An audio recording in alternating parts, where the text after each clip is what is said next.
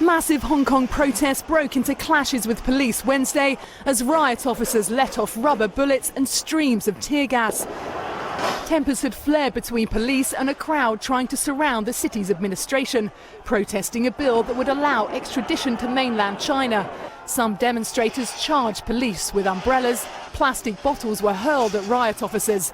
Police warned them, then violence. Panic spread through the crowd as people fled.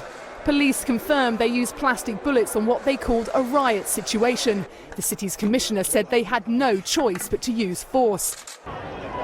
Earlier in the day, mostly young protesters choked the city's downtown, filling up an 8-lane highway and disrupting rush hour.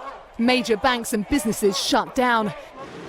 They'd set up barricades as they hunkered down for an occupation.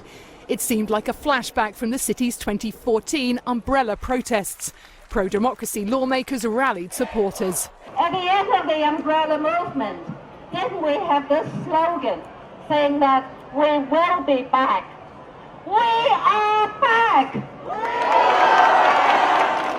Before the crackdown, the protest did achieve a delay to the vote on the bill set for Wednesday.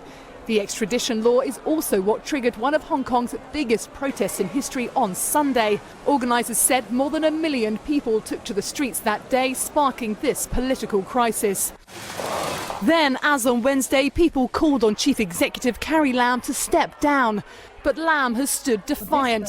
She's vowed to press ahead with the bill, which is backed by the legislature, which is mostly pro-Beijing. Since its handover from Britain, Hong Kong was meant to keep some autonomy until 2047. However, many in the city accuse China of meddling in the city's affairs since, from obstructing democratic reforms to interfering with local elections. Human rights groups have cited China's alleged use of torture and arbitrary enforced detentions as reasons why Hong Kong shouldn't allow the law to pass.